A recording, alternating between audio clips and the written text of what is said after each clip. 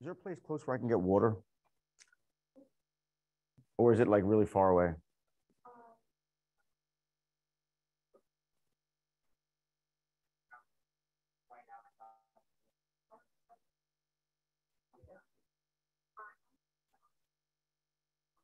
Thank you, thank you. Not to be too much of a diva. Um,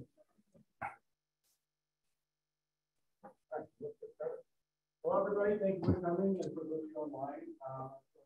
Folks, guilty of organizing this crazy circus here. Welcoming Agent Sunny Notani. He's going to be presenting on cybersecurity basics. So the format is he's going to speak for 30 to 40 minutes, and then he's going to have some Q&A at the end. So if you have questions about what he presented on, or how to get into the Secret Service, or things like that, we'll go from there. So if you hold your questions till the end, enjoy the presentation. Thank you very much. can they hear me? Make sure that this thing is on.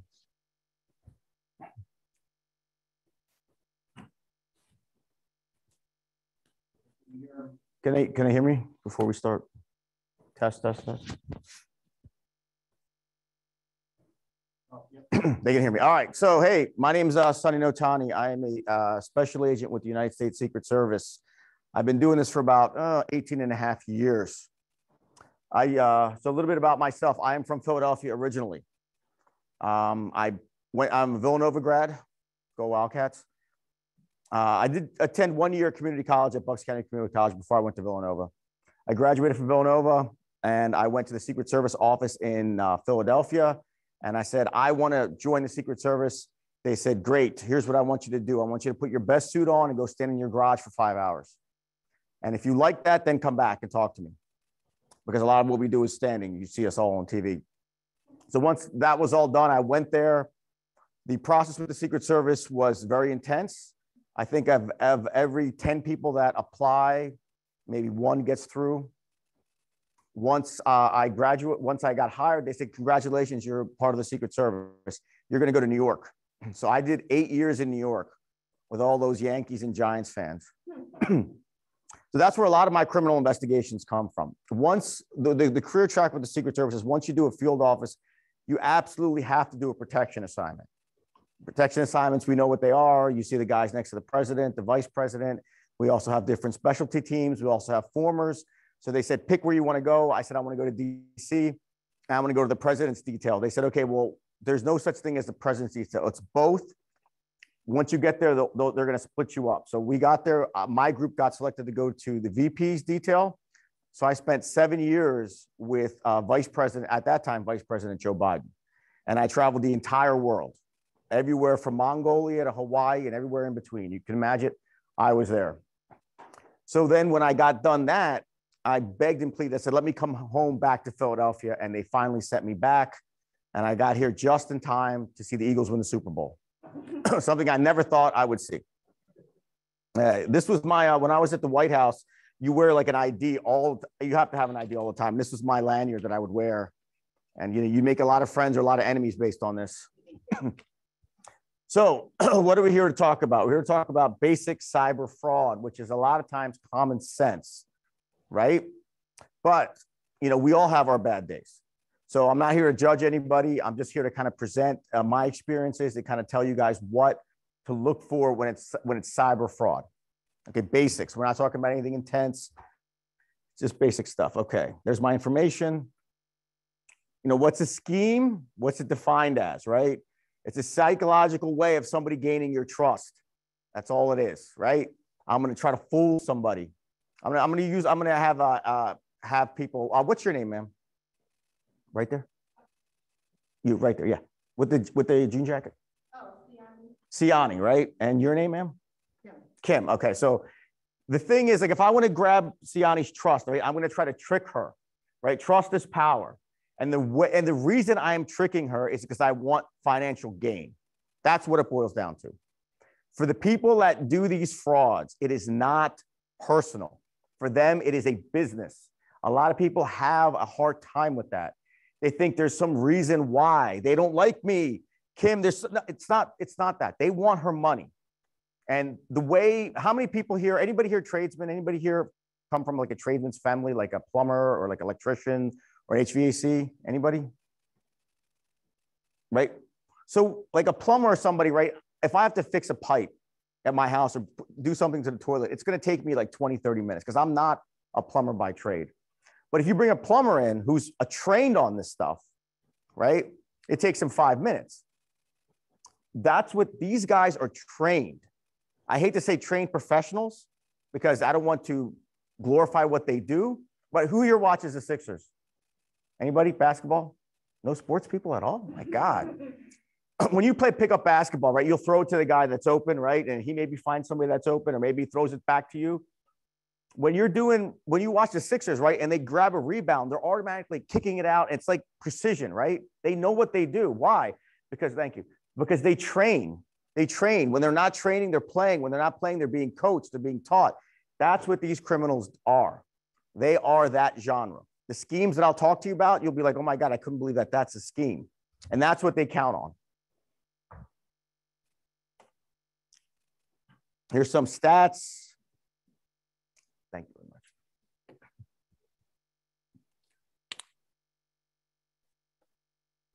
304 million reported in 2020. Okay. That's based on 30,000 incidences. All right. Obviously, the jump. What do you think happened between 2019 and 2020? Anybody can guess? Just yell it out. What happened? COVID. Yes. So everybody was kind of boxed in. They took advantage of that as well. Right. The average loss about $2,500. I've dealt with people that have lost a lot more than that. For people over 70, it was almost 10 grand.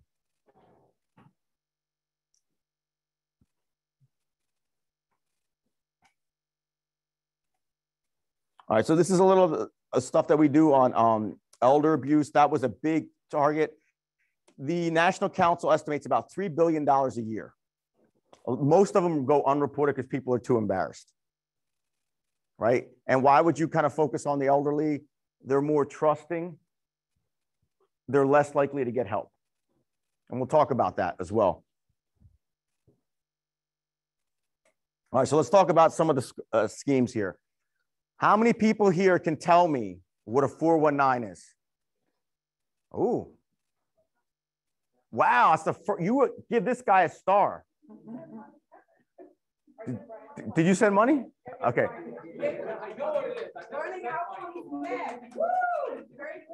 A lot of times when I do this, people have no idea what a 419 is. And I say, have you ever been contacted by the Nigerian prince? And everybody raises their hand. How does this scheme work? If I tell you, you won't believe it. When I was in the academy, and just Brian, if we get over, just give me a sign. Like when I was in the academy, they told me how this worked. I'm like, there's no way anybody's going to fall for it.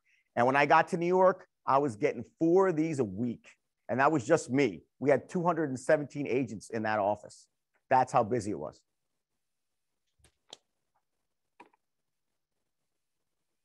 Everything okay? Yeah. All right, so how does it work? We'll use somebody else. Since you answered the question, what's your name? Zane.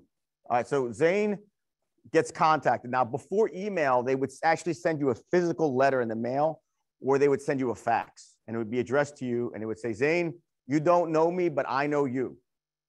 I got your name from a trusted individual and said that you are a trustworthy person. And what we want to do, Zane, is I need, my husband was killed in a coup the reason it's a Nigerian scam is it started in Nigeria, but then it morphed into different countries. So for this case, we'll use Zimbabwe. My husband was killed in a coup in Zimbabwe. And at the time of his death, he had $30 million in his bank. I can't go to the bank and withdraw that money or transfer it because they're going to know about it. And then they're going to have me and my children killed. And the money's going to go to the new dictator. So here's what we're going to do, Zane. I'm going to transfer that money to you. And then you're going to take $10 million as a fee. And you're going to transfer 20,000 to me or 20 million to me in a different bank. Right? So you think it's a win-win for me, right? At the end of the day, I'm not giving up any money. So and to make matters even safer, he opens up a new bank account, right? Doesn't even give him his own bank account. No money in there. So if they steal the money, they can't take it from me. So then it starts dripping and drabbing. Hey, Zane, I went to go to the bank and the bank manager found out about it. The bank manager wants 10 grand. So I'm going to pay 7 grand. You are going to pay $3,000. Now, a common sense person is going to say, hey, just take the 3,000 out of what, out of the money that's already there. Like, why do you need me to send you money? But they start bilking you, right? 3,000 here, 2,000 for the chief of police, $500 for the teller. And they will slowly drip and drab because they think at the end, there's a pot of gold at the end of this rainbow. It's a scam. And people have a hard time contemplating that. They think that there's going to be some $10 million payoff, not thinking that if I don't know you, why in the world would I transfer $10 million to you? You could keep the entire $30 million and not give me anything. But people don't think that way. And I used to get these calls. People sent as much as $70,000, hundreds of thousands of dollars. And a lot of times, and unfortunately, in the senior population, a lot of times people would have to come in and take control of people's bank accounts because of this scam. Man, it is a scam, and it's morphed into different things like the lottery scam and other stuff that we'll talk about. But like with the lottery scam, it's okay. And this was the one that was hit at local colleges. We all know that college students need money, right? So we'll use you right there with the baseball hat. What's your name? Justin. You won the lottery. $5,000. Great. You need to send us a $500 processing fee. And then we'll send you a certified check. Not thinking, just take the money out of the check you're going to send me. But what they do is they will send him a counterfeit check for $5,000. Okay. And the way banks work is if you take a check to a bank, they will automatically give you credit. It's like an honor system thing. Bang, $5,000 in your account. And it usually takes them between 1 to 3 weeks to find out that a check is counterfeit. A good counterfeit check, it could take 3 weeks. So in that time, he sends $500 back. He's happy. He's got $4,500. But at the end of the day, the bank comes knocking on his door. Hey, guess what? That check is counterfeit. You owe us $5,000. And that was one that was, again, that's another different offset of this 419 scam. Okay, tech abuse scams. How many people have heard of this one? Right? This happened to one of the detectives I work with. It happened to his mom, where she was contacted by somebody she thought was from Microsoft. Microsoft does not contact people individually to sell software. They don't need the business. They honestly really have no need for it. But they will pose. Again, a lot of people think there's no way that this is a scam because the person on the other end is so convincing. Here's what we need to do. And this is even more elaborate, is that they will sell you software for $40. Okay, what's your name? They'll sell Mary $40 worth of software. Then 2 weeks later, they will call her back. Mary, software is not working. We're tracking your computer. We're sorry. We're going to give you the money back. So she says, fine, we need your bank information. Okay. She gives the bank information. All of a sudden, and this happened in Bucks County in Northampton, right near where I live. Bang, $40 back in your account. The next day, she gets a frantic phone call from somebody from Microsoft. Ma'am, there's been a mistake. We transferred $40,000 into your account. No, you didn't. Yes, you did. They start arguing. Ma'am, you're going to get me fired. Please check your bank account. She checks her bank account. $40,000 in there. Okay, please send that back to me. So she wires it back. Okay, and this happened over a 3-week period where she wired the money back to these people. She realized at the end of the 3 weeks that what they did was they transferred the money from her savings account into her checking account. And she sent the money out voluntarily. Okay, the way it works is if I'm sitting in the Ukraine, or I'm sitting in Mexico, or I'm sitting in China, and I hack into Mary's bank account, there's going to be a lot of bells and whistles that trigger. They'll call her up. They'll say, guess what? Here, somebody's in your account. But if she voluntarily sends the money out, it's all good. And that's what they trick people to do, like in the 419. They get you to send in the money. And as a bank, right, she could have family in those countries. They don't know. It's none of their business. You come in and want to make a transfer, please make it. Nobody wants to be questioned when they go into the bank, do they? Right? So that's one of the tech abuse scams. Okay, grandparent scam. How many people heard of this one? All right. Anybody been a victim of this one? Your mom and dad, right?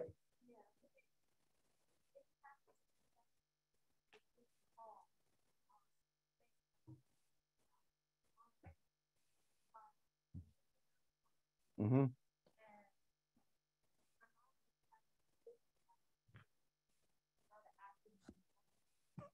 Okay. Yeah. So everybody loves social media, right? I personally don't have any Facebook or Instagram accounts, but a lot of people do. And you know, the way this works, the common way it works is somebody, it's mainly college students, they will post on their Facebook or on their whatever, Instagram, whatever. Guess what? It's spring break and we're going to Jamaica. Me and my girlfriends, we're going to go to Jamaica. And and not only that, but they will take a picture of their travel itinerary to put it out there to tell everybody that that's what they're doing because they're so happy about they're going to Jamaica. Now the scammer will see that. And he realizes that this flight is taking off at 10 o'clock from Philly International. That means by 11 o'clock, this person is going to be in the air and there's not going to be any cell phone coverage. So at 11:15, they call the grandparent and they will have somebody to pretend to be the granddaughter, but they'll kind of disguise the voice. It'll be muffled, but they talk very quickly. Grandmom, oh my God, we got to Jamaica and we got in this car. It was the wrong car. And they took us to this place. And now these 5 guys are holding us hostage. And they're going to do all these bad things to us. Here, talk. And then they give the phone to the person. Really pretty granddaughter here. It'd be a shame if something happens to her. We have her here. We're going to need $5,000 and we'll let her go. And her friends too. Now, people say, well, why don't you ask for more money? Well, not the average middle-class person is not going to be able to come up with $20,000, $30,000. But $5,000 is a reasonable get. Or sometimes it's $3,500, sometimes it's $2,500, depending on, you know, they'll do the research. If this grandparent lives in a very wealthy neighborhood, they'll up the ante. And then she'll say real quick, please don't tell mom and dad. Right? So now you're, as a grandparent, you capitulate, you give the money out, you send the money voluntarily to these people, not thinking that she's in the air. If they just take one step back and say, hey, she's in the, there's no way she could be in Jamaica right now. Her flight just took off at 10 o'clock. Right? But nobody thinks that. And when we get to the prevention, we'll talk. All of these scams, most of them could be prevented if the person that was the victim would make one follow-up phone call. Their job is to make sure you don't make that call. There's one with the DUI.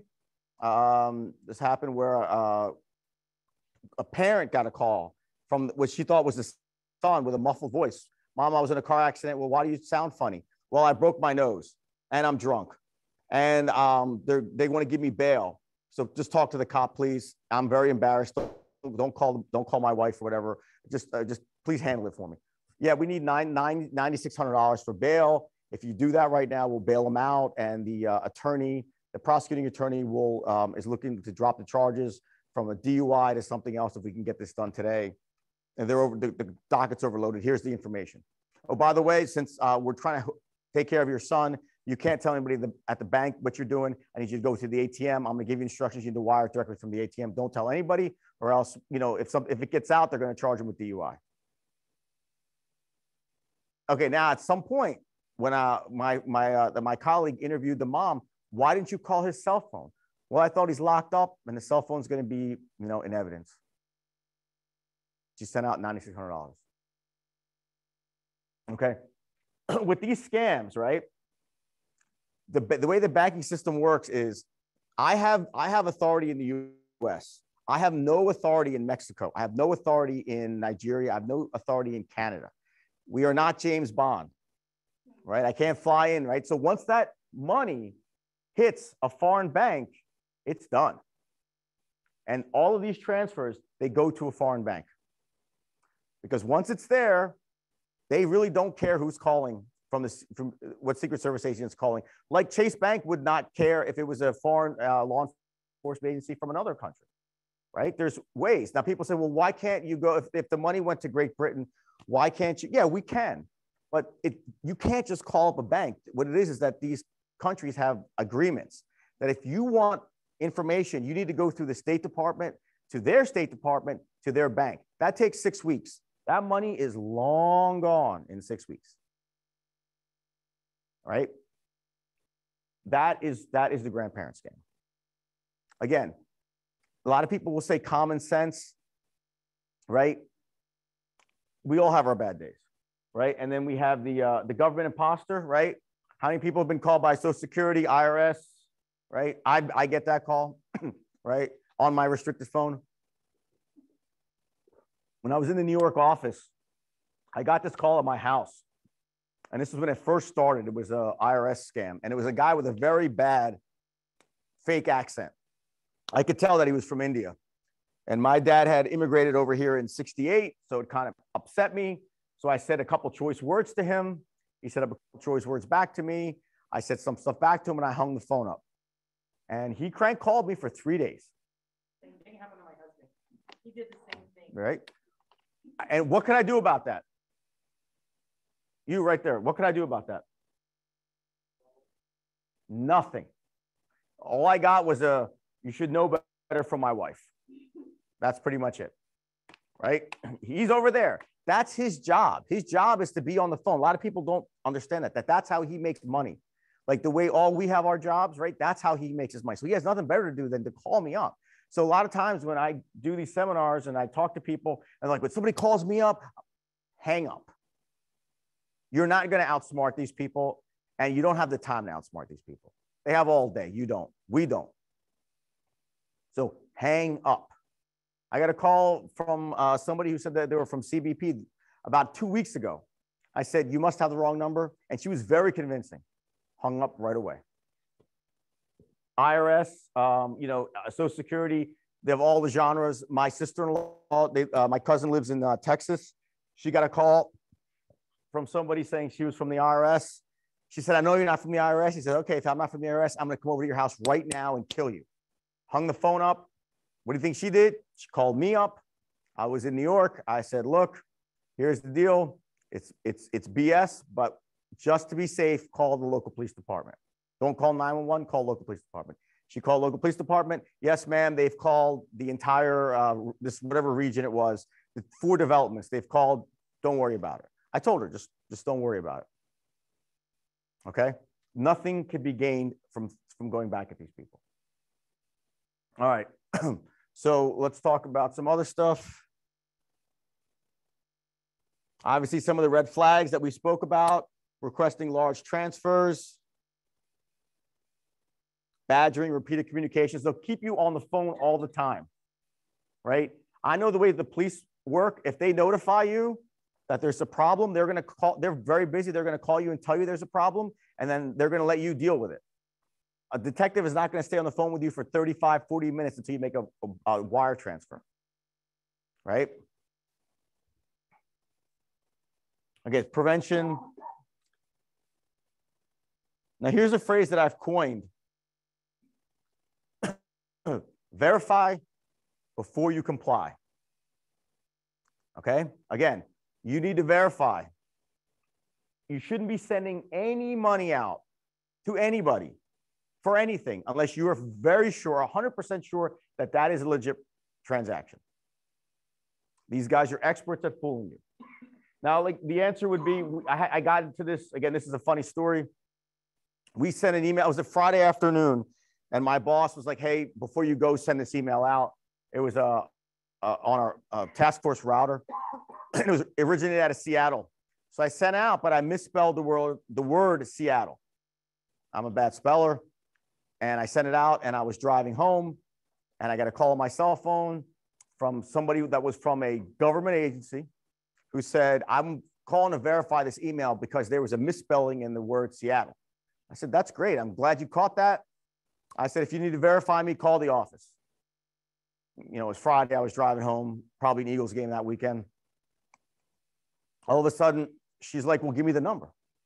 I said, well, if I give you the number, that kind of defeats the purpose of you verifying who I am. She took a very harsh attitude with me and hung up. I got a call back from our duty desk. He's like, what's up, Sonny? He's like, this lady called about you and she wanted to verify you. I'm like, great. And she was shocked that Special Agent Notani did not know his own office number. So then I called her back and I said, look, if I tell you what number to call, then it kind of defeats the purpose. If you get a call from somebody, you say, I need to verify who you are. And they say, fine, here's my number. Don't use that number, right? I could have anybody. These guys work in teams. I could have somebody tell them that I'm the president of Chase Bank.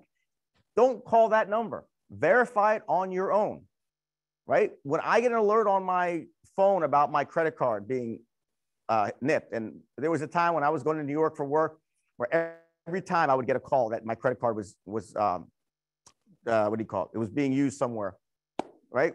What did I do? I took my credit card out of my wallet and called the number on the back to verify. It is a pain because you got to go through all the prompts. They know that, but I'll take the extra 5 minutes rather than call back that number that I got called from. They have all your information. They can tell you everything about you. There's no way you can win on that. If it's like, you know, what I would say is when I got to this job, I used to talk to a lot of executives and chiefs of police because I was the task force coordinator. I'm a task force coordinator. It seems the higher up you get, the more thin-skinned you get. So when I would get a call from somebody claiming to be the chief of police or an executive, I didn't know who they were. I had not worked in Philly in a law enforcement capacity. So rather than tell them, I don't know who you are. What's your name? Doctor, we'll call her doctor. The doc, I don't know who she is. If I say, I don't know who you are, I can't give you that information, right? I can guarantee you that executive is going to call my boss or call a special agent in charge and be like, what's up with your guy, man? I called him up just for try to get some information and he kind of hounded me, didn't trust me, right? That's not really the way to go. So how do you do that? It's simple. You get a call from somebody who needs information from you. Time out. Hold on. We'll pretend it's a guy on the phone.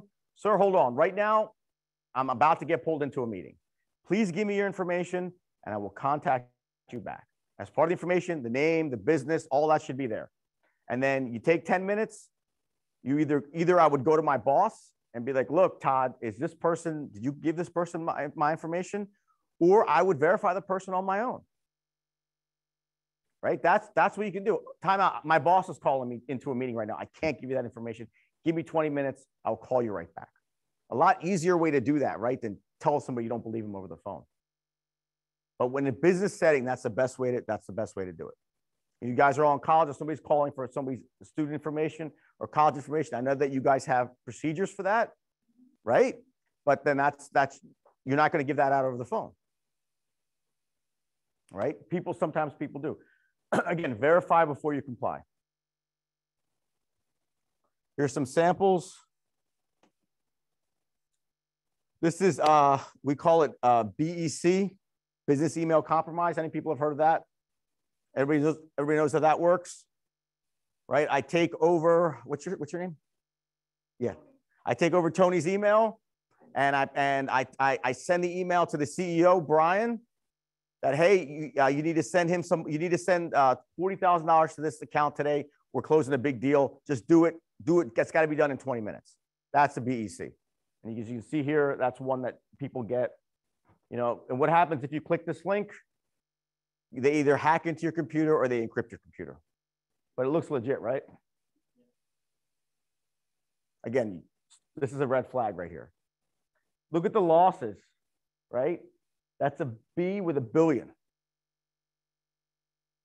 Again, during COVID, during the shutdown, this was every day because people were working from home. Nobody could talk to each other. And people would realize that the one case I had, there were 2 law offices that were negotiating a settlement. Back and forth, back and forth, back and forth. Finally, they came up to a number. They agreed on the number. They said, tomorrow morning at 10 o'clock, I will send you the wiring information. Cut communication for the night. The next day at 9:15, they got an email. Please send all that money to this account. Guess what? It was an account in Mexico. Somebody was monitoring their conversations, waiting for the time to slip it in. The lawyer didn't verify it. Again, verify before you comply. He sent $500,000 out. Gone. They called me up. It went to Mexico. We worked for 4 weeks just to track it. And at the end of the day, the banks were like, we're not going to release any information to you, which was code word for the money's gone. But they wouldn't tell us that. But we had 4 different entities. We had the FBI, we had the Secret Service, DHS, DOJ, and we had this other organization, it's like a financial task force that all the major players, Secret Service, FBI belonged to. So all of them went to this bank in Mexico. And we have an office in Mexico City, and the FBI has an office in Mexico City. And they went to the bank to try to find out, just tell us if the money went to another bank, let's track the money. We couldn't even get that.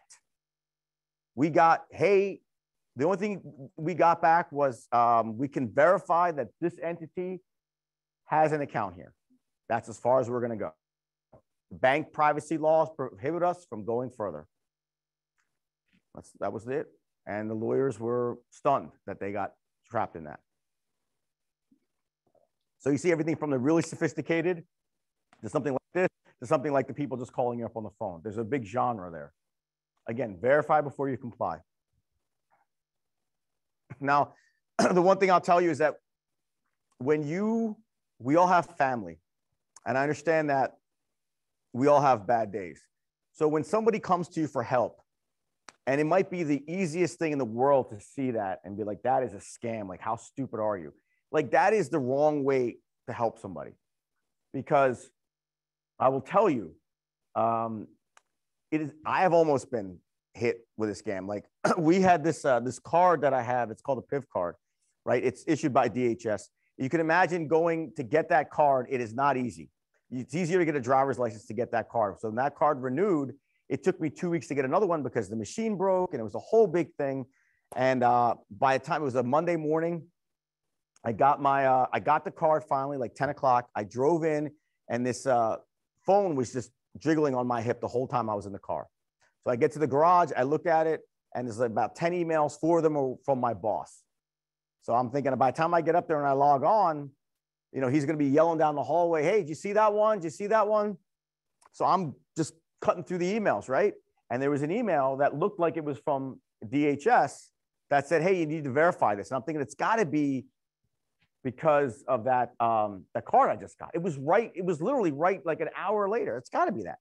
But then I said, the thing that gave it away, it said urgently, right? Urgently. Why is it so urgent, right? I just got the card. You would have done this before. So that, and I literally had my hand on the mouse and I kind of pulled it back. I took a breath, right? Because I was still like, you know, just trying to get it through. Just took a break. Yes, if I didn't get to my boss, one of my boss's emails, would he been a little miffed? Maybe. But if I clicked on that link and something happened, he'd be PO'd, right? No problem. I got up, took a breath, looked at it again. Oh, it's got to be. Then you see it the second time, 100% scam. Called up my IT guy. I said, I got this. He's like, yeah, it's a DHS test. They want to see how many people will click on this link. Again, so when you get something like that, you don't forward it to your friends and say, look what I found. You just delete it. Just delete it. You want to take a picture of it on your phone so you can show everybody? That's great. You want to take a picture and show it to your IT guy? Look, I got this email. You don't forward it. You just delete it. You move on. Right? And, I've given all the trainings, and I almost clicked on that button. So it is possible for anybody to get tricked at any time. Again, be patient. Be patient. How much do we have? We have time, Brian, or we run low? Okay, so in 2015, my dad passed away, and I was still working in DC, and he would open all the mail. And my mom was a little flustered. Myself and my brother had told her, anything you get in, call us. Don't act unilaterally. Just call us. And she was getting a lot of stuff after he passed away. A lot of people see that and they send you advertisements, they send you stuff that's disguised as a lien. So, you know, she got one thing in the mail that looked like there was a lien on the house. If you flip it over, it's an advertisement for a law office. But if you see it in the front and you don't flip it on the back, you think, oh my God. So when we're at the White House with Biden, you know, you're not there, you're not on your phone, you're working him. You can't just pull over on the side of the thing at the White House and pick up your phone and start talking. People start looking like, what is this guy? So you can only talk when you get a break. And she would call me all the time. And I would, you know, you would want to just be like, you know, come on, Mom. But the minute I got short with her, one time, if I would have gotten short with her, that would be the time she doesn't call me. And the next time she would have sent money. That's the way I looked at it. So you know what? Just calm down. Mom, I'll call you in an hour. It's whatever it is, it can wait an hour. Don't worry about it. And then I would kind of compose myself. get done my shift, get in the car. All right, what do you got? Now, by this time, I'm kind of down a couple notches, right? But if you kind of explode at somebody, they don't ask for help. And that's somebody that's going to be a senior, it's going to be older. All of a sudden, they're going to be more vulnerable. That's what you have to look for. I mean, we had a very bad case in Bucks County where this one guy was sending so much money out in his bank account that he got red flagged by the bank. And the bank called us and they said, look, there's an issue here with this guy. And as we got that notification, we got notification from our office. We're like, hey, we're getting a lot of traffic. This guy's sending money to somebody that lives here. And we have just arrested this person. This person's running a scam. Okay. So we didn't know if this guy's involved in the scam, if this guy was laundering their money. We had no clue. So we went to his house. He was about in his 60s, and he was a retired guy that was driving Lyft. And we went there to talk to him. We had a police officer with us. We said, come to the police station. We sat him down. We found out through talking to him for about an hour that he was dating a girl online. And he had sent her $700,000 of his retirement money. Okay. Now, first I'm thinking this girl's flying in. She's meeting up with him, taking advantage of him, and she's leaving. Then we found out he had never met her. So he had developed a judgment impairment, right? That nobody knew because he was driving Lyft. He was working. He was talking to his kids, but he had told his kids that he was dating somebody online. And the kids were like, well, and the kids said, you never met her before. No. What possible harm could it do? You know, if they were meeting, the kids would have been concerned. Oh my God, is this girl going to come in and try to rip off my dad? But since they never met, they didn't care. They never thought to ask him the one extra question. Have you sent her any money? Probably could have saved them $500,000. And then I was the guy, along with two other people in my office, that had to call his kids to tell his kids that he just blew 700 grand. Not a good call. I mean, they were both crying on the phone. Right? But see, again, it's one of those things. You're talking, you know, that's a follow-up question. Are you sending money? You shouldn't be sending money. The minute that there's an issue there, you have to, those are the kind of the red flags that we're here to try to prevent. I'd rather prevent stuff like this happening than making phone calls and investigating it. All right, we'll wind it down. You know what a network intrusion is? It's a simple form, you know, being a hack, like hacking into a computer. That's the technical terms of network intrusion, right? We could be here for days talking about different ways to hack into your computer. Days. But, you know, the basic stuff is, you know, obviously when you use your passwords, you know, it's a lot easier. I call it the admin, right? When you used to buy these routers, you'd be buying from Amazon or Best Buy or wherever, they have a password already on them, right? What are you supposed to do? What are you supposed to do? Sir, in the back. Change them, right? How many people leave the same password there? When you get your router from Comcast or Verizon, how many people keep that same password? Because it's just easier. Who wants to deal with it? Everybody knows that password. I can guarantee maybe 30, 40 other people have that same password. When they hack into your computer, the first thing they do is try these passwords. If they can hit a home run, they'll hit you right away. Obviously, you're supposed to, that's the thing, remove admin. There's a casino that had a big hack where they spend millions on cybersecurity, and they installed a brand new fish tank, which was like the size of this board. And since nobody wanted to come there to monitor it, they had put an automatic monitoring system in there so the people that come could check every morning, could check all the levels. And they hooked it up to the network, but then they left the default settings on there. So they were trying to hack in the casino. They found that and hacked in through there. Again, you spend millions of dollars, but again, one simple thing and you can get right in. Obviously, lock your workstation. You know, that was a big thing. The jokes guys would play on each other in New York is if you left the workstation unlocked, and they would send emails from your computer to everybody, you know, telling jokes and stuff. Yeah. I mean, it was funny then, but now if you do it now, you get in trouble. Obviously, verify all requests. They have, you know, don't download attachments. You guys ever see the commercial, the pink notice virus commercial? right? Where there's like a group of desks in a cubes, and one lady clicks on this thing and it says, "Congratulations, you have downloaded the pink slip virus. It'll come back to you, and everybody, and you'll get fired." And you can hear everybody's computer pinging at the same time. "Congratulations, congratulations." And it's like it was a commercial for Southwest. You want to get away for a while and just kind of duck in her head. Like that's what can happen if you download the wrong document. And again, you should adhere, if you have SOPs to your internet usage, you should adhere to those, because then that's something that people, the management and people adhere to. Like, hey, why did it happen? Well, you went to these sites, they're not supposed to be accessed. And then again, common sense here, common sense. Do we have bad days? Yes. So that's it. I know I kind of skipped around a little bit, but I'm here for any questions, comments, concerns, feedback. If you don't think it was informative enough or too informative or whatever, I'm here.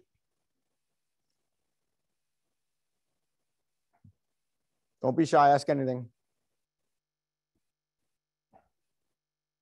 Nothing? Yes, sir.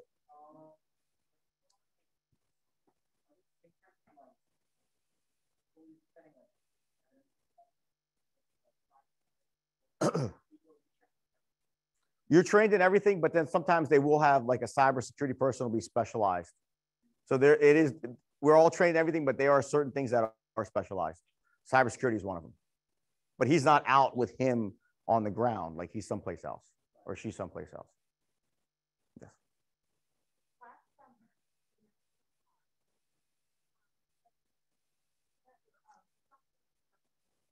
Yeah.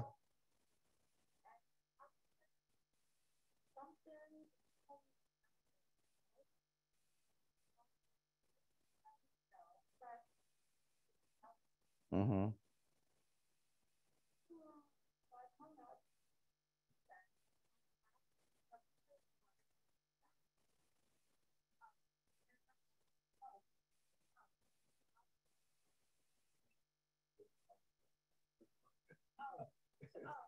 I'm typing along, Doug.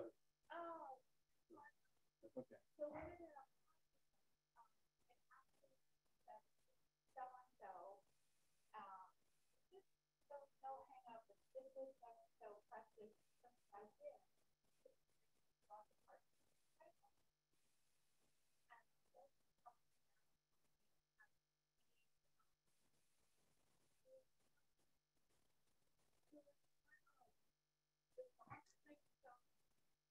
Mm-hmm.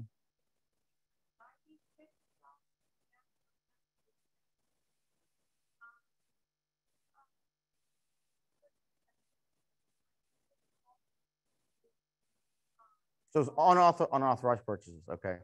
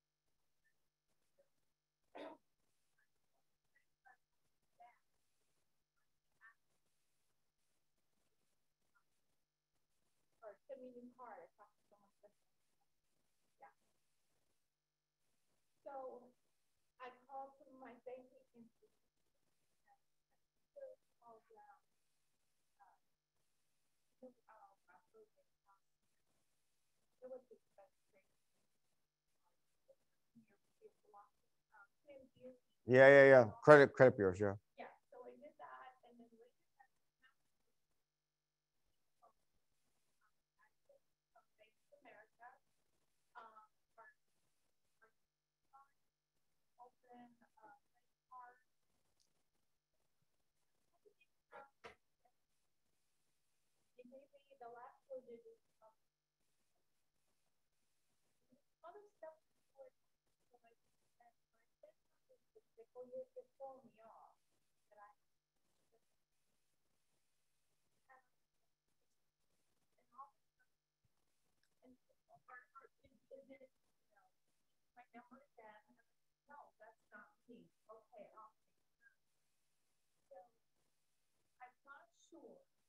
Well, we'll talk. This might be a long more than, so we'll push this and you and I can talk separately.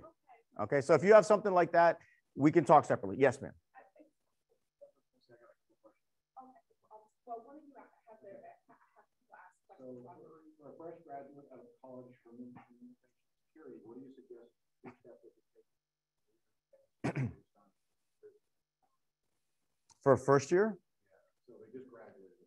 Oh, they just graduated. So, and they want to work, who do they want to work for? They want to work for government? There's a site called USA Jobs, and all federal agencies are required to post their openings from CIA, NSA, Secret Service, FBI will post there. So that person should look on USA Jobs for any entry-level security, IT security positions, or private sector. You know, they could start working in the private sector quicker. And while they start working in the private sector, they can apply for these cybersecurity positions online for the federal government. And then it takes time. If you apply once and you and nobody calls you back, then people are like, you got to go like full force. I applied to like 15 different police departments and federal agencies before I got this job. So you just got to keep after it, keep applying, is make sure that they meet the criteria. It's not like just one email apply, like they'll give you a full list of all the stuff you need to have before you can apply. So as long as they meet those requirements and you just keep going, they'll get hired. And then another question is, considering we use our phones all the time, how safe are our phones? No. I can tell you that I don't know if to say the Russians, I think a foreign government hacked OPM back in 2015. So I was told that my information is out in the world right now. And I can almost guarantee you that all of your information is out in the world right now. So there's nothing secure. So that's why we do these things to prevent. So whether it's your phone or whatever, anything is vulnerable. Phone probably less if you keep it next to you and you keep it encrypted, but it's still not 100%.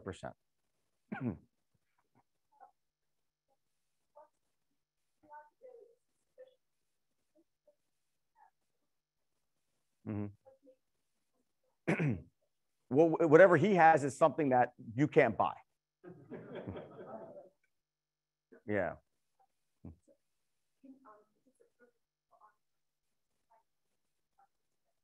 Yes. Yes, ma'am. My question is, how much, I don't know if it's my paranoia or like those kind of things, but how much do our phones use? How often do your phones listen to us? I would say I am not an expert, but I can say that I will be on watching a show and I will try to Google something about the show and it comes up like the first thing in the Google.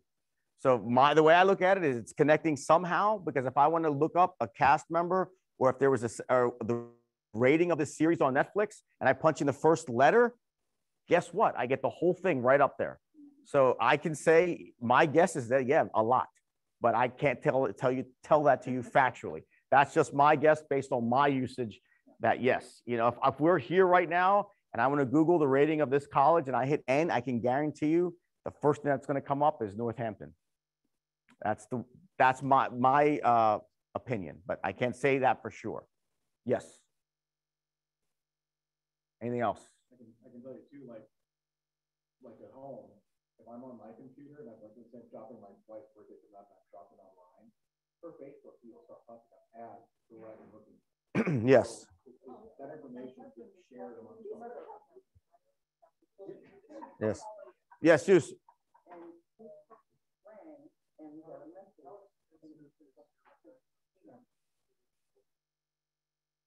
How extensive is your background check to get into the Secret Service? Extensive.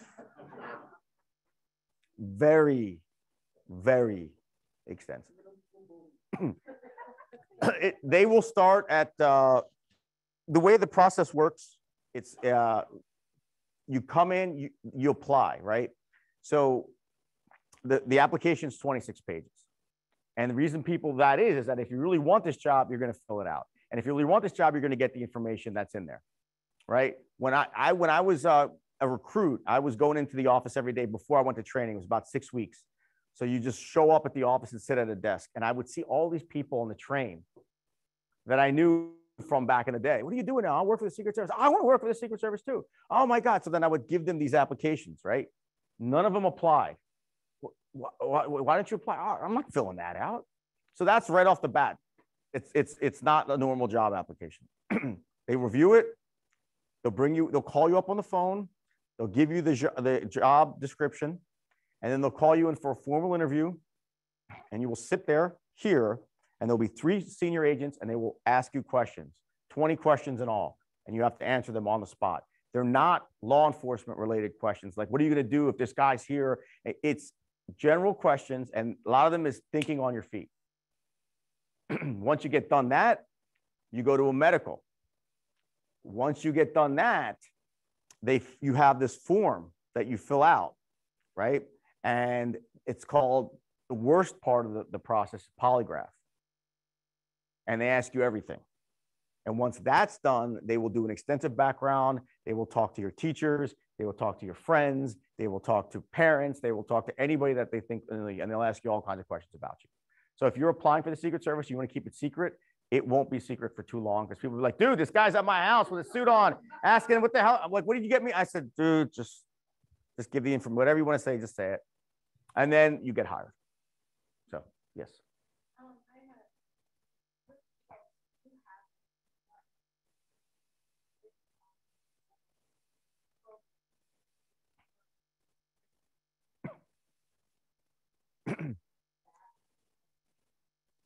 No, we can't, because if I tell you the name of a program, it's like I'm advocating for that program. Right. Yeah, I know that I changed over, right? I used to have one cell service, and I changed over to another cell service, and that cell service provides free blocking for scam calls, and 1 or 2 get through, but 90% of them are blocked. Right? The old system I had, the old network provider, everything came through. So I'm real happy about that. That's one thing I can say, that the best way to do it is to talk to people that your friends, your colleagues, and saying, hey, what do you research it and say, I found out that, XYZ company is great at, blocking viruses to my computer. And then talk to other people that might have used it, read the reviews, do your research, and go at it that way.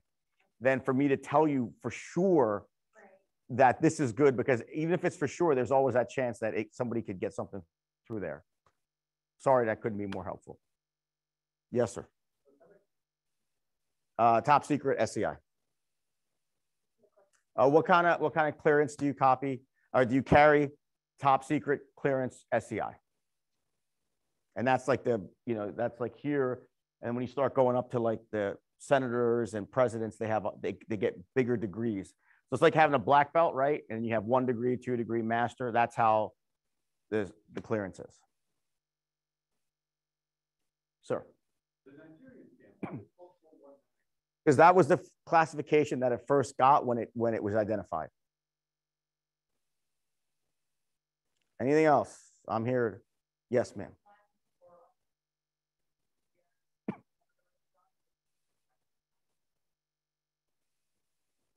Well, it depends. What do you want to do?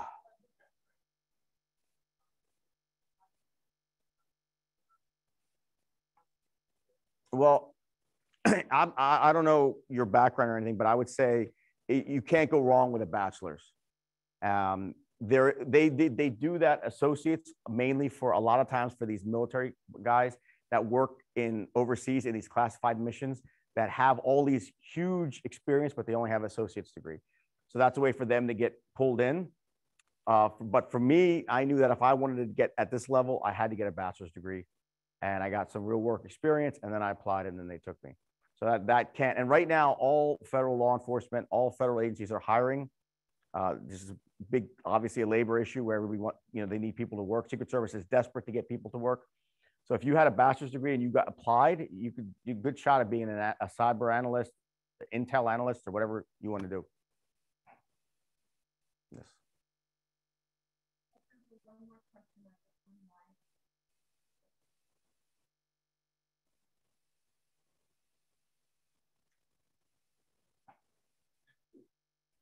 There's a question about a scam that came through this morning, and they thought maybe you signed up. That was nothing. Yes. Go ahead, you can ask your question real quick.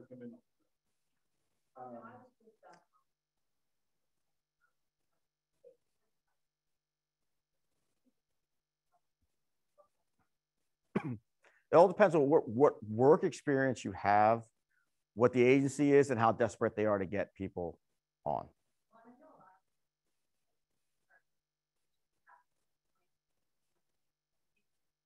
Yeah.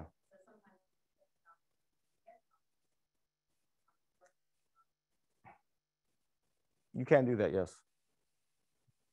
Anything else? Before I sign off here. I hope. For what? For, you always got to ask the what. The what they can. I would say have all contacts come through you, and you can email me. And if they have something, I can contact them directly. If it's something like related to questions about the Secret Service, I'm here to try to inform. I hope this was informative. Did everybody got something out of this, even if it was a little bit? I have been through way too many seminars where you're almost in the back, like, falling asleep. I don't know if you guys watched the movie Airplane, right? Where he's talking to about his girlfriend all the time and the guys are like trying to get away. They're hanging like that. Sometimes you get like that, but I try to make it really light and interactive. So I hope it was informative to you. Thank you for letting me come and present to you today. I really appreciate it. Thank you. And feedback, if you have feedback, good feedback, bad feedback, please send it to him and Brian will take care of it. Yes.